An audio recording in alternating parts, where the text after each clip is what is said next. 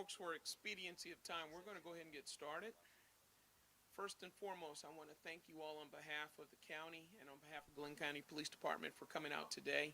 And for those of you who are tuning in through our live stream and through social media, I want to thank you all for taking the time out. For those of you who I have not had the honor or the pleasure of meeting, or who I have not actually met in person, my name is Jacques Batiste. I am the newly sworn-in Chief of Police for Glynn County Police Department. And as Chief for Glynn County, it is my sworn duty to ensure a safe Glynn and provide every possible resource, not only to battle law breaking, but also to detect, deter, and prevent criminal activity. During 2021, Glynn County experienced many crimes of concern, including over 300 entering autos, 1,046 thefts, over 1,100 weapon offenses, and almost 400 drug-related crimes, just to name a few. In addition, we received almost 300 calls from our residents regarding shots fired in Glynn County. To be more specific, it was around 291 calls, both in the city of Brunswick as well as Glynn County. We had 5 homicides in 2021, it's sad to say. And in December of this year, of 2021, we had 2 homicides, which were committed, and 46 gun-related incidents, none of which can be tolerated. One of those senseless homicides took place in this park, where we stand today, and a young man, a father, who had not even begun to live his best years of his life, was lost due to gun violence. This park meant for happiness, meant for times of joy, meant for family, instead was the scene of tragedy. This public park near the banks of the Turtle River was the site of the Selden Normal and Industrial Institute, considered one of the finest black educational facilities of its time. Selden Institute opened in 1903 and pioneered in the intermediate education of black residents throughout the coastal area. Although the school may have closed its doors in 1933, this approximately 35-acre site continues to be a popular gathering place for family reunions, picnics, and recreation, including swimming, basketball, and soccer. And it's our intent that Glynn County and City of Brunswick and many of our visitors have the opportunity to continue those activities without fear of violence. As chief, I will not accept unlawful behavior, and I will not allow violent criminals to prey on others. Our community should not accept nor tolerate the loss of any of our young people to the absurd violence from a few. Therefore, I made the decision, along with others, to immediately establish a new initiative that will proactively and reactively respond to those senseless shootings and other violent crimes across Glynn County. Today, with your help and your support, we began Operation Safe Glynn. To ensure coordination across the county, we have asked all other Glynn County public safety agencies to join us in this effort. The Glynn County Police Department, as lead agency, along with Brunswick Police, Glynn County Sheriff's Office, Glynn County Public Schools, or Schools Police, Coastal College of Georgia Police, Georgia State Patrol, Georgia Bureau of Investigation, and our federal partners at the FBI and Brunswick Judicial Circuit Court Attorney, as well as the city and county and fire and public works, codes enforcement, and utilities, will serve as vital partners in this effort. We cannot sit idly by and allow our citizens to live in fear, nor will we fail to act. In recognizing an extremely vital piece in this effort, we will become more focused on our proactive community engagement efforts, which will include, but not limited to, strategic community partnerships and outreach efforts.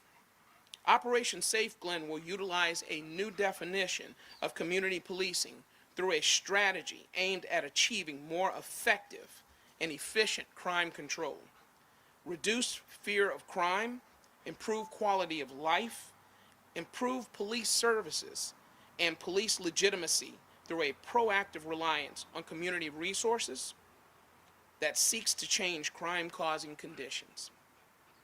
This definition assumes a need for greater accountability of us, the individual police officers and law enforcement officers in your police department and law enforcement agencies, greater public share in decision making, and greater concern for civil rights and liberties.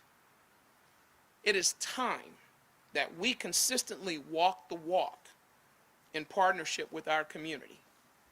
We will tailor our efforts on the needs of the citizens of Glynn County using data-driven, problem-solving policing. There must be accountability for those that commit those violent acts. But we understand that we cannot arrest our way out of every problem, nor should we. What we can do is create options for our officers to combat crime most effectively and for our citizens to have a better quality of life. We will achieve these results using our core mission, community outreach, resource, and engagement as the basis. Our officers become more invested as this is our home as well as it is yours. We have begun efforts to get more involved in mentoring programs. We will engage the community with frequent town halls and other civic activities, as well as implementing enforcement efforts. Violent crime causes hurt and suffering with long-lasting and far-reaching effects. The Glynn County Police Department will work closely, and I repeat that, will work closely with our partners across the Golden Isles to focus on addressing the root causes of violence to ensure a safe Glynn for all who live here. We remain committed to ensuring individuals involved in criminal activity are pursued and held accountable through working collaboratively with the Brunswick Judicial Circuit District Attorney. And just as important, we feel accountability will also come from our efforts to build trusted relationships throughout the Glynn County community. Operation Safe Glynn is a community-centered effort, and the success of this initiative will depend on our community, which is you. Partnerships will depend on our community partnerships with you. We are committed to maintaining through our engagement efforts. That said, if the community is aware of something, it's important that you let us know, because together we are Operation Safe Glynn. That concludes what I have to present to you this morning. The simple fact that you see before you not only the Glynn County Police Department, but representatives from our law enforcement agencies across the county and across the state, as well as our co-workers in the Glynn County and City of Brunswick police departments and community service groups, is a clear statement that this is a new day for us to move forward. We will take a few questions at this time, if there are any. Talk about the importance of being proactive versus reactive to deal with crime in the community. Excellent question, sir. And that is right on point with what we're planning to establish with Operation Safe Glynn. Working more closely with the community, with the community's help, we can identify issues as they're starting to arise, rather than respond to them when they have become a systemic problem. We are going to become more active in the community at various levels to identify where there may be breakouts as far as violence, as far as crime, as far as mental issue health. Anything that we can help to make a difference in the community, we want to be there before it becomes a fire, proverbially. We want to be there at the ground level as invested members in the community to help put it out before it becomes a problem. There's a history of witnesses to many of these violent crimes just not participating, not cooperating with police in any way. And even in this most recent murder, we're hearing their family members who are refusing to cooperate. How do you plan to address that moving forward? We are re-pledging ourselves to the community that if we can regain the trust of the community, which I believe is already happening as we speak, but if we can regain the trust completely of the community, I think they will see a department, they will see law enforcement as a whole, that they can begin to trust again and understand that we do what we do, not just to protect their loved ones, but our loved ones as well. And the more that we can ingrain ourselves into what goes on in the daily life of these community members, the more they will understand that we too are part of the same community. Would that outweigh fear of reprisal? If we can get them to trust and believe in us, we will do everything in our power to make sure that reprisal is not even a word that they have to experience. Chief, today, I'm sorry, starting today, how can we, as the general public, get involved and be part of the solution? Excellent question again, sir, and same as the one that was just directed at me from Mr. Reifkin. The way we can be, what we expect from the community is not only just show up, but when we start with community town hall forums, when we start going out, reduce the notion of whatever implicit biases you may have towards law enforcement.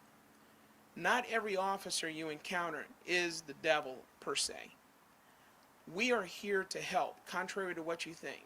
Every person you see behind me has wives, have husbands, have significant others, have children, have families that live here in the county or live outside of the county.